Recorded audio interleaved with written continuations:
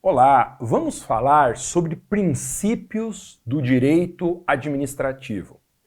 O tema dos princípios é um dos primeiros assuntos que consta em todos os editais de direito administrativo para concurso. E esse assunto pode aparecer no edital com o nome de princípios, mesmo do direito administrativo, ou então como regime jurídico administrativo. O que é o regime jurídico administrativo? Regime jurídico administrativo é um nome que o professor Celso Antônio Bandeira de Mello utiliza para fazer referência ao conjunto de todos os princípios e regras do direito administrativo. Ou seja, regime jurídico administrativo é a mesma coisa que princípios do direito administrativo. Bom, para o professor Celso Antônio Bandeira de Mello, os princípios do direito administrativo estão sustentados sobre duas ideias fundamentais, que ele chama de supraprincípios do direito administrativo. Esses supraprincípios são supremacia do interesse público sobre o privado e indisponibilidade do interesse público. Em linhas gerais, a supremacia do interesse público sobre o interesse privado significa que a administração, como defensora dos interesses da coletividade, defensora do interesse público, recebe do direito prerrogativas especiais para essa defesa. Então, diz o professor Celso Antônio Bandeira de Mello, a supremacia do interesse público sobre o privado é um pilar do direito administrativo que sustenta todos os poderes especiais que a administração tem em nosso direito. Então, por exemplo, prazos processuais que a administração tem em dobro para contestar, para recorrer e para responder recursos. Qual que é a origem desse privilégio, dessa prerrogativa, desse poder especial? Supremacia do interesse público sobre o privado. Por que é que procuradores públicos não precisam juntar procuração nas petições que são apresentadas em juízo? Decorre isso da supremacia do interesse público sobre o privado. Então, imagina que o direito administrativo é um edifício. E esse edifício é sustentado por duas colunas centrais. A supremacia do interesse público sobre o privado é uma dessas colunas desse edifício. A outra é a indisponibilidade do interesse público. Para avançar um pouquinho nessa ilustração, a metáfora do prédio e das colunas, pense que cada andar desse prédio é um dos capítulos do direito administrativo. Então, imagina esse edifício que tem no primeiro andar, por exemplo, os atos administrativos, organização no segundo andar, depois licitação, contratos, intervenção na propriedade e segurando esses temas, sustentando esses temas, supremacia do interesse público e indisponibilidade do interesse público. Tome um pouco de cuidado, porque a ideia de supremacia do interesse público sobre o privado é uma ideia hoje relativizada. E por que relativizada? Porque não há uma supremacia absoluta do interesse público sobre o privado. E por que é que não há? Porque o próprio Celso Antônio, ele explica que há uma diferença que vem de um autor italiano chamado Renato Alessi. Há uma diferença, segundo Alessi, entre o interesse público primário e o interesse público secundário. O interesse público primário é o verdadeiro interesse da coletividade. O interesse público primário, esse tem supremacia sobre o interesse particular. Já um segundo tipo de interesse público é chamado de interesse público secundário. O interesse público secundário é o interesse patrimonial do Estado como pessoa jurídica. Diz o professor Celso Antônio que, quando a administração atua para defender o interesse secundário, o interesse dela como pessoa jurídica, não existe essa supremacia. Na defesa do interesse público secundário, esse interesse está no mesmo nível, está em posição de igualdade com o interesse do particular. Por isso que a supremacia do interesse público sobre o privado não é uma ideia absoluta, porque ela só existe se estivermos falando do interesse público primário. Portanto, o nome correto mesmo desse supraprincípio seria supremacia do interesse público primário sobre o interesse particular. É uma noção relativa à de supremacia do interesse público. Muito bem.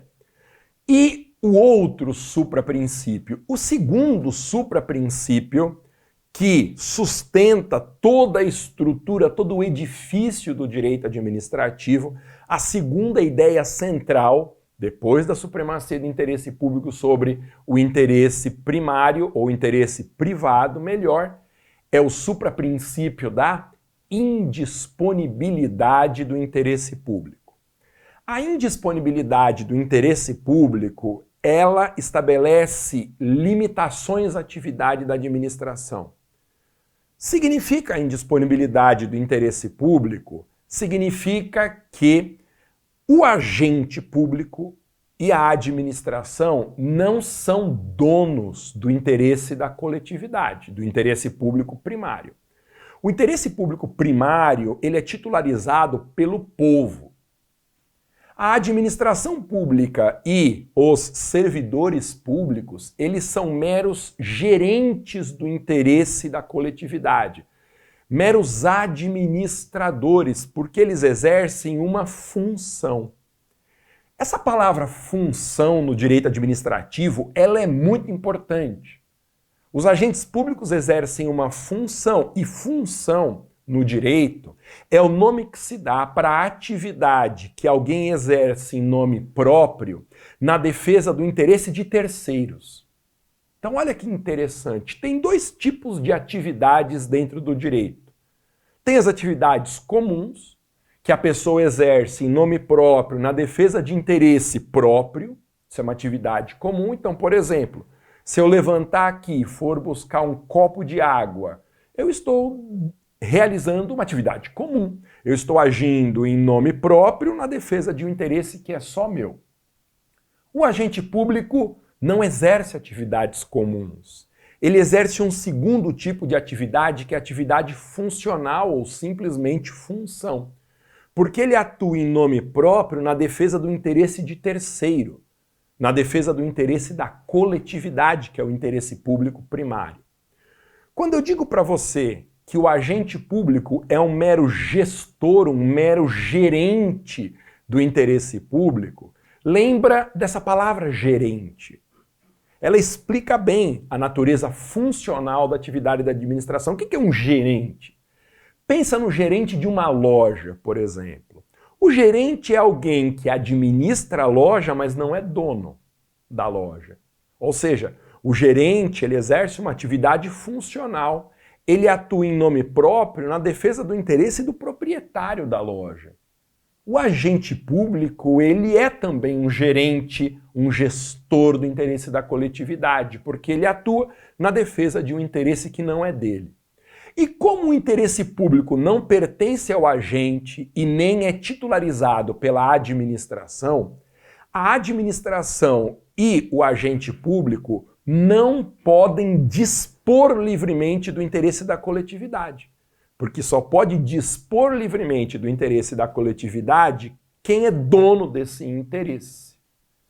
Portanto, a ideia de indisponibilidade do interesse público também é uma noção relativa. E por que é uma noção relativa? Porque existem alguns casos muito excepcionais no nosso ordenamento, em que o agente público, com expressa previsão legal, ele pode se comportar como se ele fosse dono do interesse da coletividade. Que exemplos que nós temos? A possibilidade de arbitragem para a solução de conflitos em direito administrativo. Hoje o uso da arbitragem está autorizado pela legislação em direito administrativo, por exemplo, arbitragem para solução de conflitos em matéria de contratos administrativos, e também a possibilidade de procuradores públicos transacionarem em juízo quando estiver em jogo o interesse da coletividade. O uso da arbitragem e o uso da transação pela administração pública são situações que excepcionam a indisponibilidade. E por que é que excepcionam a indisponibilidade? Porque pensa na arbitragem, por exemplo. A arbitragem é a entrega de um conflito de interesses para a solução por alguém que não faz parte do judiciário. Na arbitragem, as partes em conflito, elas podem decidir entregar a solução do conflito para um terceiro, que não é o judiciário. Um terceiro que é o árbitro. Essa decisão, em princípio, só pode ser tomada por quem é titular do interesse que está em jogo. Mas quando a legislação autoriza o agente público, a administração, a decidirem pelo uso da arbitragem, a legislação está atribuindo ao agente público um poder de dono, que o agente público não é. O agente público não é dono do interesse da coletividade. Então, a arbitragem é um exemplo de relativização do supra-princípio da indisponibilidade do interesse público. A mesma coisa vale para o caso da transação processual. A legislação brasileira hoje permite que procuradores públicos façam acordo em juízo envolvendo interesses da coletividade, envolvendo interesses públicos. Veja, alguém só pode fazer um acordo se for titular do interesse que está sendo discutido. Quando a legislação permite que um procurador público faça um acordo em uma ação judicial, a legislação está dando ao agente público poder de dono do interesse. E o agente público é um mero gestor. Ele não é dono do interesse público. É por isso que a arbitragem e a transação são consideradas exceções ao supra-princípio da indisponibilidade do interesse público. Resumindo, as duas colunas que sustentam o direito administrativo brasileiro, de um lado, supremacia do interesse público sobre o privado, prerrogativas da administração, e de outro lado, a indisponibilidade do interesse público, limites ao exercício da função administrativa, esses dois supra-princípios, essas duas colunas, não são noções absolutas, porque encontram exceções dentro do próprio ordenamento. Muito bem. Agora que nós sabemos que o direito administrativo no Brasil está sustentado sobre duas noções centrais, supremacia do interesse público sobre o privado e indisponibilidade do interesse público, quais seriam os princípios em espécie que o nosso ordenamento prevê? Os princípios em direito administrativo. Muito bem. A doutrina costuma separar os princípios de direito administrativo em duas categorias iniciais. De um lado, existem os chamados princípios constitucionais, que são 10 princípios de direito administrativo previstos expressamente na Constituição de 88. Fora os 10 princípios constitucionais, que às vezes são chamados de expressos ou explícitos, existem também os princípios implícitos ou reconhecidos. Princípios implícitos ou reconhecidos são aqueles que estão previstos abaixo da Constituição. São princípios que quase todos têm previsão na Lei Federal do Processo Administrativo, no artigo 2º da Lei 9784 de 99. O artigo 2º da Lei Federal do Processo, da Lei 9784 de 99, ele tem uma lista de princípios do direito administrativo. Alguns que têm previsão na Constituição, portanto a Lei do Processo em alguns casos duplica ou copia a norma constitucional, mas na maioria das vezes são princípios que não têm previsão constitucional. Bom, Antes de eu comentar as noções mais importantes sobre princípios constitucionais e princípios implícitos ou reconhecidos, tem uma pergunta que é importante. Por que os princípios no direito administrativo têm uma relevância maior do que os princípios nas demais áreas do direito? Você deve perceber que quando o direito administrativo vai estudar princípios, estuda com muito mais profundidade do que os outros ramos. É claro, existem princípios de direito civil, princípios de direito tributário, praticamente todos os ramos jurídicos têm os seus princípios. Mas no direito administrativo, o assunto dos princípios, ele é um assunto central da disciplina. Por isso que, em geral, os livros de direito administrativo dedicam muitas e muitas páginas aos princípios. No meu manual de direito administrativo, por exemplo, o tema dos princípios é um dos maiores capítulos dentro do livro. E por quê? Porque no direito administrativo os princípios têm importância maior do que eles têm em outros ramos. E de onde vem essa importância maior que os princípios em direito administrativo têm do que os princípios em outros ramos? Em primeiro lugar, essa importância maior vem do fato de o direito administrativo no Brasil não estar codificado. O que é codificação de um ramo? A codificação é uma das etapas mais avançadas de amadurecimento de um ramo jurídico. A codificação significa que um determinado ramo foi estruturado pelo legislador em torno de um código. Todos os ramos do direito que no Brasil têm códigos recebem o nome de ramos codificados.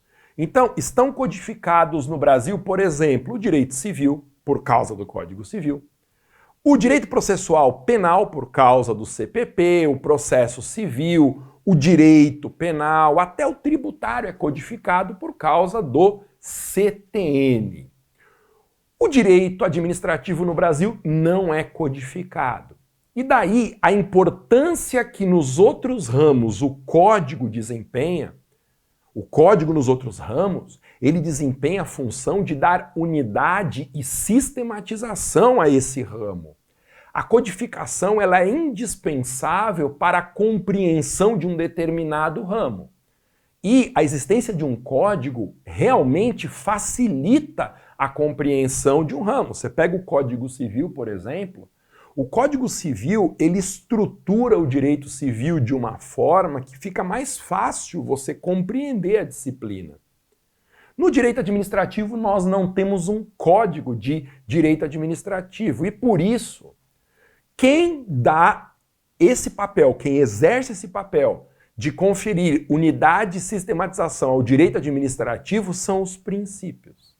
Daí o fato de a doutrina em direito administrativo demorar tanto tempo estudando princípios. Pode reparar, no edital do seu concurso, o tema dos princípios, se não for o maior tema no edital, é um dos maiores, devido a essa importância diferenciada que os princípios têm na nossa disciplina. Bom, o que é um princípio em direito administrativo?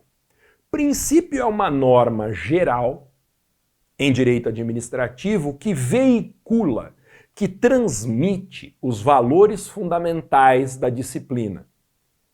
Então, quando nós estudamos um princípio, nós estamos estudando um valor fundamental do direito administrativo. A legalidade é um valor fundamental do direito administrativo, a impessoalidade é um valor fundamental, a moralidade, publicidade, eficiência, tudo aquilo que nós denominamos de princípio em direito administrativo é uma norma geral que veicula, que introduz valores fundamentais dentro do nosso ramo. Toma um pouco de cuidado, porque os princípios, eles não são criados pelo legislador. Na verdade, os princípios em direito administrativo, eles também não são criados pela Constituição. Quem identifica os princípios é a doutrina. pelo menos em direito administrativo, por meio de um processo chamado de abstração indutiva. Ai, que coisa difícil. Mas o que é abstração indutiva? Abstração indutiva é um processo intelectual pelo qual a doutrina analisa o ramo como um todo e identifica os valores fundamentais que esse ramo possui. E aí, partindo das normas mais específicas até chegar nas noções gerais, nós temos um processo de abstração. E por que é uma abstração indutiva? Porque indução é o nome do processo intelectual, do processo técnico, do processo científico, de partir das noções mais específicas, das normas específicas e extrair as ideias gerais. Indução é isso. Eu saio das partes e chego na noção geral. É o contrário de dedução. Dedução é outro processo. Na dedução eu tenho normas ou noções gerais e eu vou desdobrando o raciocínio até chegar a normas específicas. Parte do geral para o específico. A indução faz o contrário. A indução é um processo que parte do específico e chega às noções, aos valores fundamentais. Portanto, é a doutrina em direito administrativo que identifica esses valores fundamentais e denomina esses valores como princípios administrativos. Veja, o legislador, quando lista os princípios, o constituinte, quando enumera os 10 princípios expressos do direito administrativo, ele, legislador, e ele, constituinte, não estão com o poder na mão de criar essas normas fundamentais, porque isso é revelado pela doutrina e não pelo legislador. Por essa razão também, não existe uma importância maior dos princípios expressos na legislação ou na Constituição. O fato de um princípio administrativo ter previsão direta no texto constitucional não significa necessariamente que ele seja mais importante no conjunto do sistema do regime jurídico administrativo do que outros princípios que o legislador e o constituinte esqueceram de mencionar expressamente na elaboração do diploma normativo. Nós temos, por exemplo, na Constituição de 88, o princípio da eficiência, que foi acrescentado pela emenda 19 de 98. Esse princípio da eficiência, ele não tem a importância sistêmica que, por exemplo, o princípio da autotutela possui. E, no entanto, a autotutela não tem previsão constitucional. É um princípio que está na lei federal do processo. Já a eficiência está lá como um princípio listado no artigo 37 caput. E o fato do constituinte ter lembrado, na hora de escrever o artigo 37 caput, que existe um princípio chamado de eficiência, não significa que essa expressa menção transforme a eficiência num princípio que não tenha previsão expressa. Porque não está na mão do constituinte, não está na mão do legislador criar um princípio. A eficiência, por exemplo, é um princípio de conteúdo muito vago no nosso ordenamento. O constituinte lançou a ideia de eficiência no 37 caput, mas não existem muitos institutos no direito administrativo capazes de dar um conteúdo concreto para a eficiência. É mais uma dessas ideias lançadas na Constituição, mas com pouco alcance prático. Tudo bem? Então, o princípio da eficiência é uma demonstração de que o fato de um princípio administrativo estar expresso na Constituição não autoriza a concluir que só por essa previsão expressa ele tem mais importância dentro do sistema do que princípios que, digamos, foram esquecidos pelo Constituinte na hora de redigir o artigo 37 caput e as demais normas da Constituição Federal de 88. Olha só. A doutrina divide os princípios de direito administrativo em princípios expressos, que são aqueles 10 previstos na Constituição, e princípios reconhecidos, que são outros princípios que não foram lembrados pelo Constituinte na hora de escrever o texto de 88.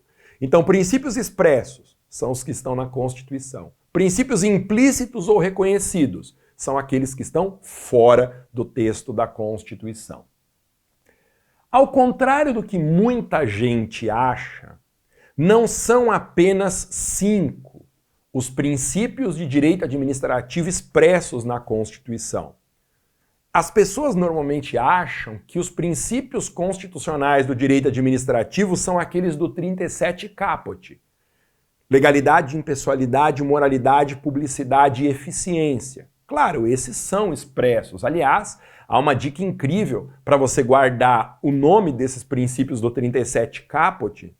Eles são princípios cujas iniciais dos nomes formam a palavra limpe. Limpe.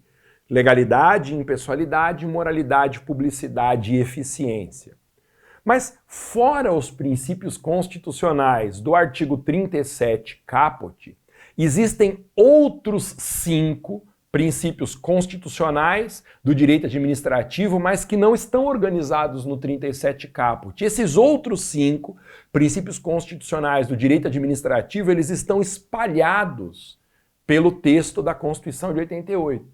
Então, quais são os 5 princípios constitucionais do direito administrativo brasileiro que não estão no 37 caput? Veja só. Em primeiro lugar, nós temos o princípio do devido processo legal. É um princípio constitucional do direito administrativo, mas não está no 37 caput. O devido processo legal, ele está previsto no artigo 5º, inciso 55. Outros princípios que estão previstos na Constituição de 88, princípios de direito administrativo, mas que não estão no 37 caput. Contraditória e ampla defesa. Esses 2 princípios estão no artigo 5º, inciso 55 da Constituição. E tem mais 2 ainda. O princípio da participação, que é muito perguntado em provas CESP, por exemplo. Eu costumo dizer que o CESP inventou esse princípio da participação.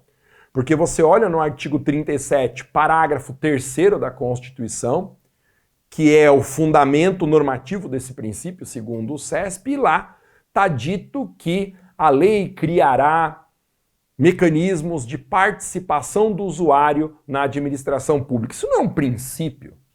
Mas, em provas de concurso, às vezes, existem algumas verdades que só servem para aquela realidade dos concursos. Então, o princípio da participação, artigo 37, parágrafo 3º da Constituição, é considerado por muitos concursos como o 9º princípio expresso de direito administrativo na Constituição de 88. E o último deles, o último princípio que a Constituição de 88 prevê, mas que não está no 37 caput, é o princípio da celeridade processual, ou razoável duração do processo. O princípio da celeridade processual ou da razoável duração do processo tem previsão no artigo 5º, inciso 78 da Constituição de 88. E o que diz esse dispositivo, artigo 5º, inciso 78? Ele diz que os processos judiciais e administrativos deverão ter uma duração razoável e garantir a celeridade da sua tramitação. Duração razoável, celeridade da tramitação, princípio da celeridade processual. A Constituição de 88, quando trata do princípio da celeridade processual no artigo 5º, 78, perdeu uma oportunidade incrível de estabelecer um prazo máximo de duração de processos administrativos. Teria sido lindo e daria ao princípio da celeridade um alcance prático muito maior se o artigo 5º, inciso 78, dissesse, por exemplo, que os processos administrativos deverão ter uma duração razoável, não podendo ultrapassar, por exemplo, 3 meses, não podendo ultrapassar 6 meses de tramitação.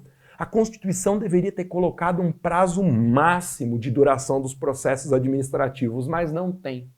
O artigo 5º, inciso 78, fala genericamente de celeridade processual. E por falar genericamente, é muito difícil de você aplicar esse princípio da celeridade em algum caso concreto.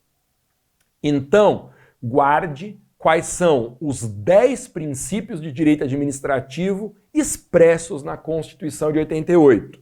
Os 5 previstos no 37 caput, cujas iniciais formam a palavra limpe, legalidade, impessoalidade, moralidade, publicidade e eficiência, e outros 5 que estão espalhados ao longo do texto da Constituição de 88. São eles: devido processo legal, contraditório, ampla defesa, participação e celeridade processual. Esses 10 são princípios expressos. Qualquer outro que você for estudar é chamado de princípio reconhecido. Muito bem. Os princípios do 37 caput, cujas iniciais formam a palavra limpe, têm um conteúdo mais conhecido de todo mundo. Então, eu quero começar enfocando os princípios constitucionais do direito administrativo que não estão no 37 caput. Eu quero falar, em primeiro lugar, do princípio constitucional do devido processo legal. Antes da Constituição de 88, a ideia de um devido processo legal era claramente aplicável ao Poder Legislativo e ao Judiciário. Ninguém nunca duvidou que o Poder Legislativo só pode exercer a sua função típica de legislar se antes disso existir um devido processo legal, que é o processo legislativo. Um vereador, um deputado, um senador, eles não podem estar andando na rua, ter uma ideia de uma lei e pá, por ato unilateral editar uma lei. Não. Existe um processo legislativo previsto na Constituição. Iniciativa, votação, promulgação, sanção, etc. Então, a atividade do Poder Legislativo, ela sempre se sujeitou a um devido processo legal. Com o Judiciário é a mesma coisa. A sujeição da função jurisdicional a um devido processo legal é uma coisa óbvia. Antes de o juiz prolatar uma sentença, ele tem que observar o rito previsto no Código de Processo Civil, previsto no Código de Processo Penal. Isso é um devido processo legal. Jamais um juiz pode estar de férias, por exemplo, na praia, ele vê alguma coisa errada que precisa ser solucionada, por exemplo, ele vê lá um espetinho de camarão ser vendido sem nenhuma condição de higiene, o juiz não pode, ele ali na hora, dar uma sentença. Ele precisa observar o devido processo legal. Primeiro, o interessado tem que instaurar o processo. O juiz não pode fazer isso de ofício. Depois eu tenho que ouvir a outra parte, receber a citação, fazer audiência, observar todo aquele devido processo legal previsto na legislação. Então, sempre foi muito óbvia a submissão do Legislativo e do Judiciário em relação ao devido processo legal. O que nem sempre foi óbvia foi a sujeição do Poder Executivo ao devido processo legal. Antes da Constituição de 88, muitas pessoas defendiam, inclusive, que o Poder Executivo pode exercer a sua função sem observar um devido processo legal, decidindo unilateralmente, expedindo atos administrativos que caem do céu, do nada. Pois é. A partir da promulgação da Constituição Federal de 88, com a redação do artigo 5º, inciso 54, o exercício da função administrativa também se sujeita a um devido processo legal. E o que é o devido processo legal? Pense assim. O devido processo legal é um princípio que obriga o Estado, antes da tomada de qualquer decisão, a instaurar um procedimento previsto em lei e que assegure contraditória e ampla defesa a todos os interessados. Esse é o conteúdo inicial do devido processo legal. Qualquer decisão estatal, seja legislativa, jurisdicional ou administrativa, só será legítima quando precedida de um rito previsto em lei e que assegure contraditória e ampla defesa a todos os interessados, a todos os afetados por essa decisão. Como regra, o devido processo legal vem primeiro e a decisão estatal vem depois. Pensa, por exemplo, no caso da função jurisdicional. Primeiro vem o processo, depois vem a sentença, encerrando a primeira instância desse processo. Mas, excepcionalmente, é possível inverter essa ordem.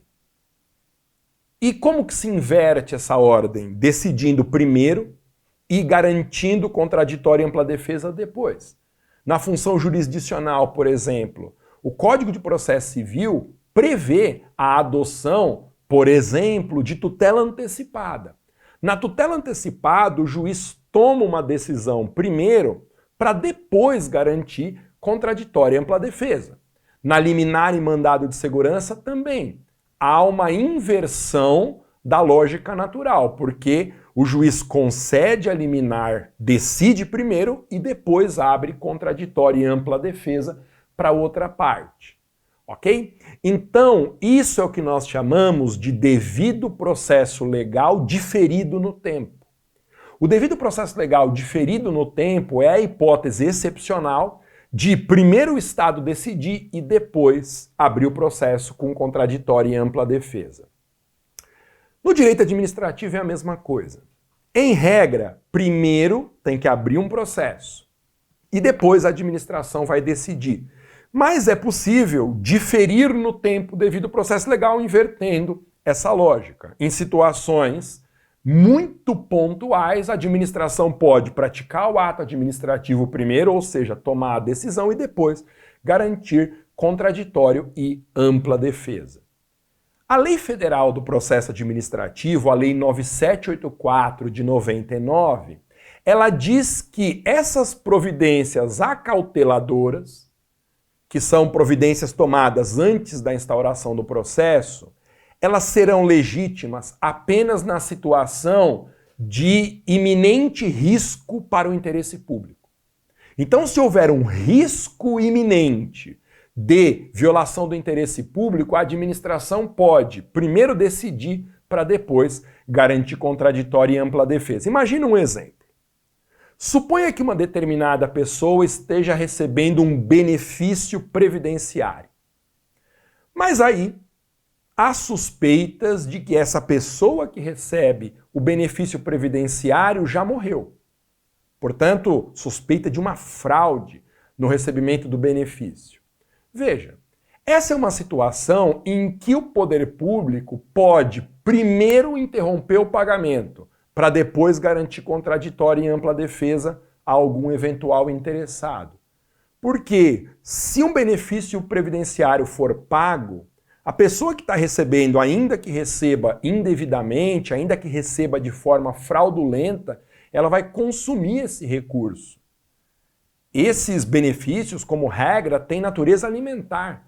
Então, uma vez que o Estado paga, para ele receber de volta é praticamente impossível.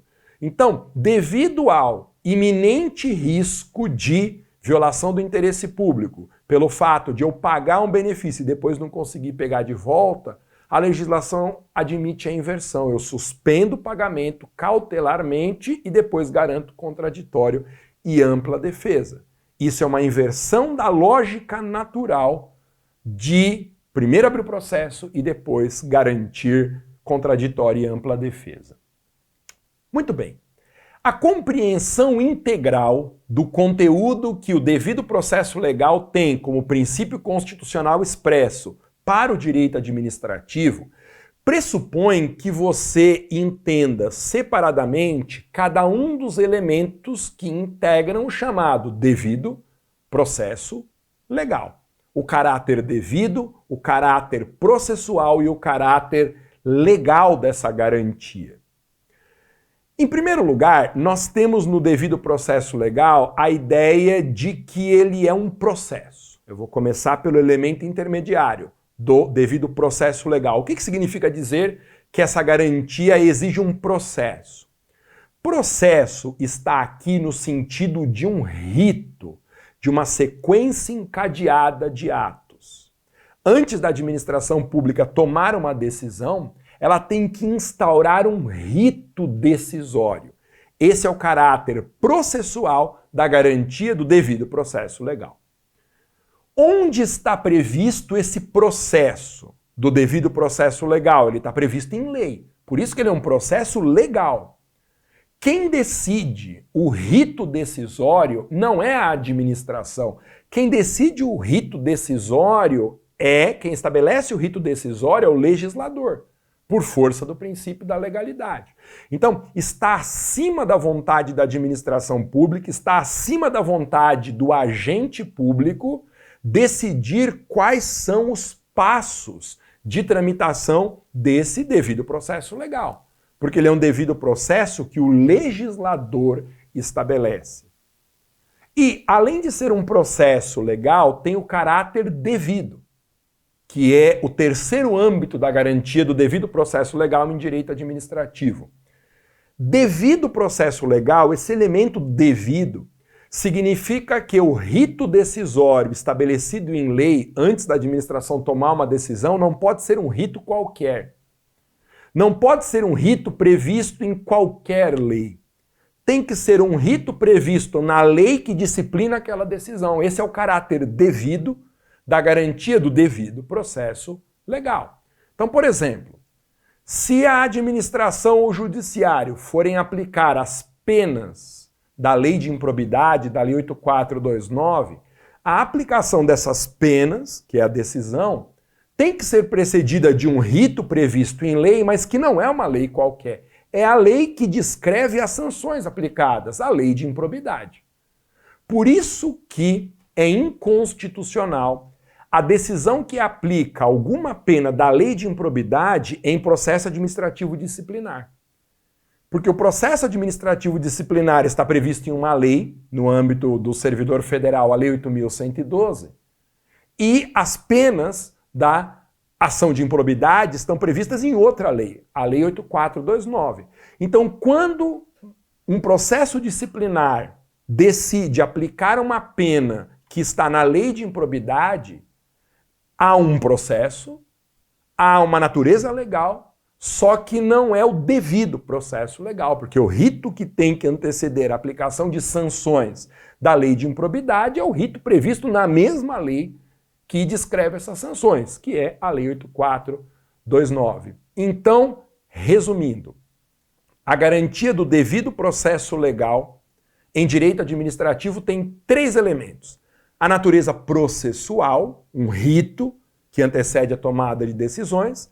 A natureza legal, o que significa dizer que não é a administração que estabelece como será tomada a decisão, qual será esse passo a passo, é o legislador que decide. E a natureza devida. Não é qualquer lei que pode ser aplicada na realização de um procedimento. Tem que ser a lei que descreve a tomada de decisão que será adotada. Esse é o conteúdo completo da garantia do devido processo legal. Tome um pouco de cuidado, porque muita gente acha que a garantia constitucional do devido processo legal é uma garantia que se esgota em si mesma. E o que eu quero dizer com isso? Existem ainda pessoas que acham que o devido processo legal é uma garantia formal apenas. Como se a decisão final da administração fosse sempre legítima só pelo fato de ter sido observado o rito previsto na legislação. Mas isso não é verdade. A garantia do devido processo legal é uma garantia que existe para assegurar outras garantias constitucionais. E quais são essas outras garantias constitucionais que a realização de um devido processo assegura? Contraditório, ampla defesa, recorribilidade das decisões da administração, publicidade e impessoalidade. Ou seja, realizar um devido processo legal antes da tomada de decisão é uma forma de assegurar o contraditório e a ampla defesa, a recorribilidade, a impessoalidade e a publicidade das decisões da administração. É fácil entender por que isso é assim. A natureza instrumental do devido processo legal existe porque, se não houver um processo instaurado, como que eu vou garantir o contraditório? Como que eu vou assegurar ao interessado que ele se manifeste? Não existe contraditório sem devido processo legal. Se não houver um devido processo legal, como que eu vou assegurar a ampla defesa? Como que eu vou garantir para alguém a possibilidade de produzir provas antes da tomada de decisão, essa é a garantia da ampla defesa, se não tem um processo? O único ambiente possível para assegurar contraditório e ampla defesa é dentro de um processo. Portanto, não havendo processo, além de violar essa garantia do devido processo legal, automaticamente estão violados também contraditório e ampla defesa. E mais, a ampla defesa, no artigo 5º, inciso 55 da Constituição, ela tem um complemento que é a recorribilidade das decisões administrativas, porque o artigo 5º, inciso 55, ele diz que serão assegurados nos processos administrativos e judiciais o contraditório e a ampla defesa e os recursos a ela inerentes. Os recursos inerentes à ampla defesa, no contexto do direito administrativo, são os recursos administrativos, que o interessado pode interpor toda vez que ele enfrentar uma decisão administrativa que lhe seja desfavorável. E essa garantia da recorribilidade administrativa das decisões, ela também só tem sentido no âmbito de um devido processo legal. Como que eu vou assegurar a recorribilidade das decisões administrativas sem a instauração de um devido processo legal? E assim também vale para a impessoalidade e a publicidade. Quando a tomada de decisão é precedida de um procedimento, de um devido processo legal, isso assegura, como regra, que haja uma publicidade da decisão, que o conteúdo e os fundamentos dessa decisão tenham transparência, e que haverá uma impessoalidade, que a decisão não será tomada de acordo com os caprichos, as preferências do gestor público. Portanto, olha que ideia interessante. Sempre que você encontrar uma decisão administrativa que for tomada sem um devido processo legal, além de essa decisão violar o próprio princípio do devido processo legal, automaticamente viola também contraditório, ampla defesa, recorribilidade, publicidade e impessoalidade. É por isso que eu gosto de pensar na garantia do devido processo legal em direito administrativo como uma garantia bonde. Eu que inventei essa expressão, gente. O que é uma garantia bonde? Garantia bonde é aquela que existe para assegurar outras garantias. Então, desse ponto de vista, o devido processo legal é uma garantia instrumental. É uma garantia que existe para assegurar outras garantias. Muito bem. Não se esqueça que o devido processo legal, desde as suas origens lá no direito norte-americano, o due process of law, o devido processo legal, pode ser entendido de duas formas. E esses dois conteúdos do devido processo legal são aplicáveis no direito administrativo brasileiro: o devido processo legal formal e o devido processo legal material ou substantivo. O devido processo legal no direito administrativo brasileiro, ele é obrigatório tanto no aspecto formal como no aspecto material ou substantivo. O que é o devido processo legal formal para o direito administrativo? É o dever de você respeitar o rito decisório que antecede a tomada de decisão. O rito previsto na lei que disciplina aquela decisão. Esse é o aspecto formal, observância de um rito. Legal você lembrar que no Estado moderno, como diz Nicholas Luhmann, no Estado moderno, a legitimidade das decisões estatais fica atrelada ao cumprimento de um processo previsto na legislação. É a chamada legitimação pelo procedimento. Como que eu sei que uma decisão do judiciário é legítima? A decisão do judiciário é legítima formalmente quando ela é tomada depois da observância de um procedimento que a legislação prevê. Como que eu sei que uma lei é legítima no Estado de Direito? Uma lei é formalmente legítima no Estado de Direito quando ela for criada após o rito previsto na lei para a instituição das leis. Isso é a legitimidade pelo procedimento. E na administração pública é a mesma lógica. Como que eu sei formalmente que uma decisão da administração pública, que um ato administrativo é legítimo? Eu sei que um ato administrativo é legítimo toda vez que ele for praticado após a observância do procedimento previsto na legislação. Isso nós chamamos de legitimidade pelo procedimento. Bom, mas não basta para assegurar o cumprimento da garantia do devido processo legal que se observe o aspecto formal, o aspecto procedimental. Porque para o direito não adianta nada a administração observar rigorosamente o rito decisório e a decisão final ser uma decisão injusta. A decisão final ser uma decisão desproporcional, ser uma decisão irrazoável. Então, além da observância do rito, devido processo legal formal, os norte-americanos perceberam que é indispensável para a garantia do devido processo legal também a justiça da decisão final, a adequação da decisão final à realidade, a razoabilidade, a proporcionalidade dessa decisão final. Daí, o segundo aspecto do devido processo legal, que é o aspecto substantivo, o aspecto material. Portanto, os dois âmbitos de incidência do devido processo legal valem para o direito administrativo brasileiro. A administração pública está subordinada tanto ao devido processo legal formal quanto ao devido processo legal material ou substantivo.